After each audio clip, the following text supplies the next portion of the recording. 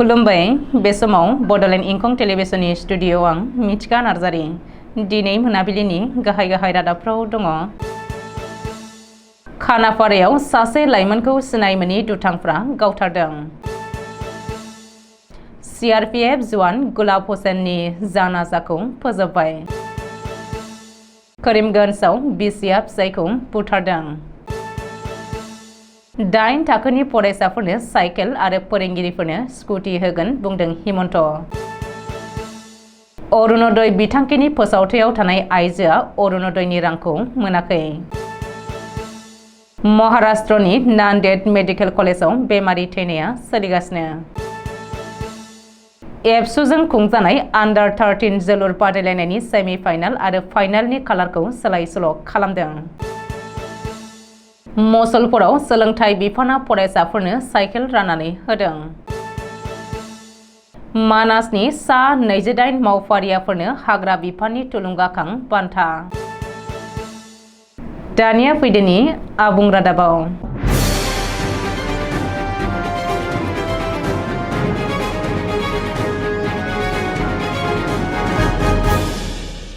गुवाहाटी नोगोरमायाव फिन गुलि गावनाय जाथाय। गुवाहाटी नोगोरमानि खानापारायाव सिनाय मोनि दुथांफोरा सासे लाइमोनखौ गुलि गावनानै खारलांदों। बृहस्पतिबारखालि मोनाबिलियाव कयनाधरायाव जादों बे गुलि गावनाय जाथाया। सासे लाइमोनखौ थांखिनानै सिनाय मोनि दुथांफोरा गुलि गावदों। दुथांफोरनि गुलि गावनायाव जिउ गोमानाय लाइमोनखौ बशिष्ठनि अन्जन नाथ होननानै सिनायथिनो हादों। अन्जन नाथआ गंसे गारि श'रुमाव खामानि मावोमोन। रिपर्ट बायदिब्ला दुथांफोरा गावनाय गुलियाव अन्जन नाथनि बिखायाव नांदोंमोन। बे जाथायनि उनाव जायगानि सुबुंफोरनि मददाव अन्जन नाथखौ गोख्रैनो देहा फाहामसालियाव लांनाय जादोंमोन, नाथाय बे समावनो अन्जन नाथआ जोबथा हां नागारो। ओरैहाय बे जाथायनि सायाव पुलिसआ नायबिजिरनो जागायबाय आरो जाथायसालियाव खालि कार्टिज जब्द खालामनो हादों होननानै मिथिनो हादों। बरपेटा जिल्लानि सरकेट्रि बियाबनि CRPF जवान गुलाब हुसैननि न'आव दुखुनि सायखं। गुलाब हुसैननि जानाजाखौ दिनै फोजोबबाय। डिउटियाव थानाय समावनो CRPF जवान गुलाब हुसैना जिउ गोमादोंमोन। मख'नो गोनांदि CRPFनि 142 बेटेलियननि जवान गुलाब हुसैना गावनि सार्भिस हाथियारजोंनो गुलि गावनानै गावखौनो फोथैनानै लादों होननानै नखरनि सुबुंफोरनो बिफाना खौरां हरदोंमोन। बे खौरांखौ मोननायनि उनावनो नखरनि सुबुंनि गेजेराव दुखुनि साया साग्लोबो। रिपर्ट बायदिब्ला न'आव 10 सानसो सुटियाव थाफैनायनि उनाव गुलाबा थांनाय रबिबारखालि गलाघाट उरियामघाटनि केम्पआव थांनानै जयेन जाहैफिनदोंमोन। बेनि उनावनो गुलाब हुसैना गावखौ फोथैनानै लानाय खौरांखौ मोननो हादों। नाथाय बे जाथायखौ नखरनि सुबुंफोरजों लोगोसे गामिनि रायजोफोरा गोरलैयैनो गनायनानै लानो हायाखै। मिथिनो हानाय बायदिब्ला पस्ट मर्टेम आनजाद नायखांनायनि उनाव बृहस्पतिबारखालि हरनि 3 रिंगासोआव हावलि CRPFनि जोहै गुलाब हुसैननि गोथै सह'खौ पाका बेतबारि गामिनि न'आव गथायनानै होयो। बेनि उनावनो समाजारि नेमखान्थिनि गेजेरजों दिनै फुङाव गुलाब हुसैननि जानाजाखौ फोजोबो। करीमगंजआव मोनसे सोमोनांथाव बुथारनाय जाथाय। बिसिनि गाग्लोबनायाव आजिरा मोननाय SSB जवाननि जिउ खहा। बिसियानो गावनि फिसायखौ बुथारदों होननानै जायगानि सुबुंफोरनि गोख्रों अजद। करीमगंजनि नयाबारियाव बृहस्पतिबारखालि हराव बे बुथारनाय जाथाया जादों होननानै जायगानि सुबुंफोरा सन्देह खालामदों आरो बे जाथाया दिनै फुङाव सोराङाव फैदों। बिसिनि गाग्लोबनायाव जिउ गोमानाय आजिरा मोननाय SSB जवानखौ अजय नाथ होननानै सिनायथिनो हानाय जादों। बे जाथायनि बागै खौरां मोननाय लोगो लोगो करीमगंज सदर पुलिसआ जाथायसालियाव थांनानै खौरां लाहैयो आरो अजय नाथनि गोथै सह'खौ बोखांनानै पस्ट मर्टेम आनजाद नायनो थाखाय दैथायहरनाय जायो। बेजों लोगोसे बे जाथायनि सायाव नायबिजिरनो आरो सोंथि सोंनो थाखाय अजय नाथनि बिसि सुदीपा नाथखौ पुलिसआ एरेस्ट खालामदों होननानैबो मिथिनो हादों। मख'नो गोनांदि नखरारि दाङाबाजनि थाखायनो बे बुथारनाय जाथाया जादों होननानै सन्देह खालामनाय जादोंब्लाबो मा जाहोननि थाखाय सुदीपाया फिसाय अजयखौ बुथारखो बेनि बागै मिथिनो हानाय जायाखै। तेजपुरनि कलेजियेट फिल्डआव दिनै मोनसे मेहेरगोनां हाबाफारि खुंनानै फरायसाफोरनो साइकेल रानदों। तेजपुराव खुंनाय बे हाबाफारियाव गाहाय आलासि महरै बाहागो लायो गिबि मन्थ्रि डक्टर हिमन्त बिश्व शर्माया।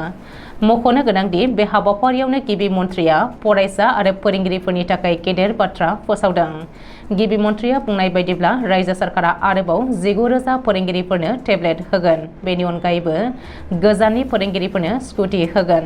गोजाननिफ्राय फैनाय 5,000 फोरोंगिरिफोरनो सरकारा स्कुटि होगोन होननानैबो गिबि मन्थ्रिया फोसावदों।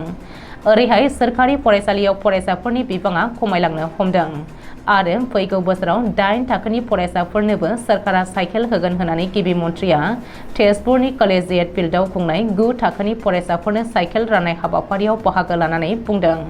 बबेखानि देग्लाय 10,000 फोरोंगिरिफोरनो थिसनथाइ होगोन।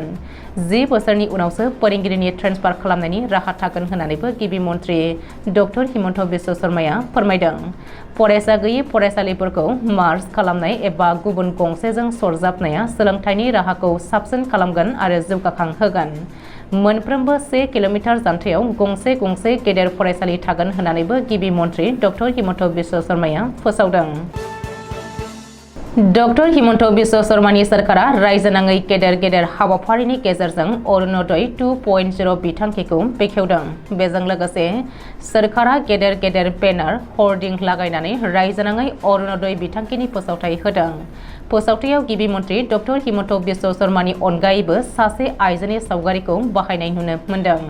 नाथाय सोमोनांथाव बाथ्राया बेसोदि अरुणोदय बिथांखिनि फोसावथायाव गिबि मन्थ्रिजों लोगोसे मिनिखैरे मोखाङाव नुनो मोननाय आइजोआ अरुणोदयनि रां मोननो हायाखै आरो बियो अरुणोदयनि मुलाम्फागिरि नङा होननानै मिथिनो हादों।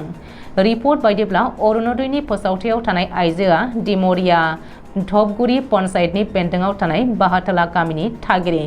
बे आइजोआ रांखान्थियारियाव गोग्लैसोनाय आरो निखावरि नखरनि, नाथाय बियो दासिमबो अरुणोदय बिथांखिनि रां मोननो हायाखै। 2020-2021 मायथाइनिफ्रायनो फोसावथायाव नुजानायनि उनावबो मा जाहोननि थाखाय आइजोआ दिनैसिम अरुणोदयनि रां मोनाखै बेसो साननो गोनां बाथ्रा। 2 बोसोर सिगां बबेबा सोरखारि मेलाव बाहागो लाहैनाय समाव सेबखांनाय सावगारिखौनो अरुणोदयनि फोसावथायाव होनो हागौ होननानै आइजोआ फोरमायदों। ओरैहाय सरकारा अरुणोदय बिथांखिनि रल मडेलखौ पन्चायत आरो खुंथाया दासिमबो नोजोर होयिखौ आरो नायस'निखौ आइजोनि नखरारिफोरा दुखु मोननाय फोरमायदों। बेजों लोगोसे फोसावथायाव बाहायजानाय आइजोआनो जुदि बिथांखिनि रां मोनाब्ला सोरबायदि आइजोआ बे रांखौ मोनगोन होननानैबो नखरनि सुबुंफोरा अजद होदों। महाराष्ट्रनि नान्देदआव थानाय डॉक्टर शंकर राव चौहान सोरखारि मेडिकेल कलेज हस्पिटालाव सोंखारि जानाय जेंनाया जोबनानै थाङाखै। बेमारि थैनायनि अनजिमाया सोमोनांथावै बांलांगासिनो दङ। 108 बेरामिफोरा 8 सानाव थैदों आरो बेनि गेजेराव जोनोम जागोदान उन्दै गथ'फोरबो दंफायो। बे बिथिङाव डॉक्टर शंकर राव चौहान सोरखारि मेडिकेल कलेज हस्पिटालनि डीन श्याम वागदेआ बुंदों दि आथिखालाव मेडिकेल कलेज हस्पिटालाव नांगौ बायदि थोजासे मुलि दङ आरो अखाफोर दानथामसोनि स्ट'रेज खालामनाय दंखायो। नाथाय थैनायनि अनजिमाया बांनायनि जाहोना गुबुनसो। ओजोंहाय बे बिथिङाव कंग्रेसनि दैदेनगिरि आरो महाराष्ट्रनि बारग' गिबि मन्थ्रि अशोक चौहानआ बुंदों दि नान्देद मेडिकेल कलेज हस्पिटालाव थोजासे स्टाफ गैया। मानो होनोब्ला आथिखालाव साथामल' नार्सआनो बेबी वार्डनि सा 60खौ जोथोन लानो गोनां जादों। दुलाराय बर' फरायसा आफाद एबा एबसुजों खुंजानाय नैथि आन्डार 13 जोलुर बादायलायनायनि सेमि फाइनाल आरो फाइनाल गेलेगोननि खालारखौ माखासे जाहोननि थाखाय सोलाय सोल' खालामफिननाय जादों। सिमेन्सापुरि सानजारि नोगोराव एस.बि. बसुमतारी गेलेग्रा फोथाराव फैगौ 15 अक्ट'बरनि सोलायै 16 अक्ट'बरावसो सेमि फाइनालआ गेलेजासिगोन। लोगोसेनो चिरांनि थाइखाजुरा राइन' स्पर्टिं क्लाबनि फोथाराव फैगौ 18 अक्ट'बर खालि फाइनाल गेलेनो गोनां खालारखौ सोलायनानै 19 अक्ट'बर खालामफिनबाय होननानै एबसुनि गाहाय नेहाथारि कनिन्द्र बसुमतारी आरो गेलेमु नेहाथारि गणेश बसुमतारी बिथांमोना गांसे खौरां बिबुंसारनि गेजेरजों मिथिहोदों।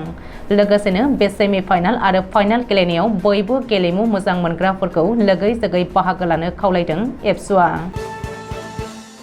सोलोंसानि मोजांनि थाखाय सोरखारनि मावनां गियान लानायाव खैफोद गैयाजासे दावबायनाय बे थांखिखौ लानानै आसामनि गिबि मन्थ्रि आवथायाव आसाम नाङै सा 3,69,454 जन फरायसाफोरनो बेसेन लायाजासे आसाम सोरखारा साइकेल राननानै होदों।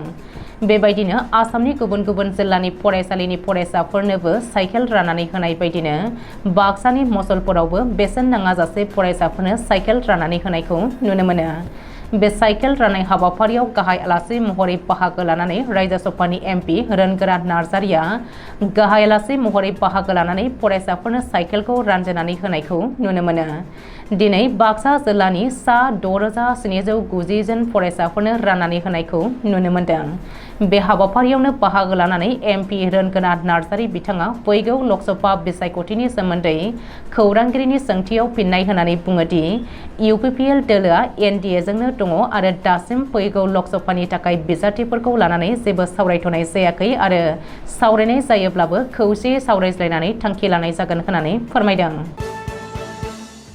69थि वाइल्ड लाइफ उइकनि समाव रायजोनि जुनिया रोंगौथि दिन्थिफुंनाय फरेस्ट अफिसार आरो गासै फरेस्टारफोरनो राननानै होनाय जाबाय हाग्रा बिफाननि जुनिया बान्था। हायुङारि हाग्रामानि सा 28 फरेस्टार आरो फरेस्ट अफिसारफोरा मोननो हादों आसाम सोरखारनि हाग्रा बिफाना होनाय बे बान्थाखौ। गुवाहाटी मेडिकेल कलेज अडिट'रियामाव खुंफुंनाय बान्था राननाय हाबाफारियाव बान्था मोननो हानानै खुसिजों रंजाखांदों फरेस्ट अफिसार आरो फरेस्टारफोरा। मख'नो गोनांदि हाग्रा आरो हाग्रानि जिब जुनारफोर रैखाथि होनायाव खामानि मावबोनाय बे अफिसार मावथिफोरा बे बान्थाखौ मोननानै थुलुंगाखांदों होननानैबो मिथिनो हादों। दिनै मोनाबिलिनि रादाबा एसेनोसै। गोजोन्थों।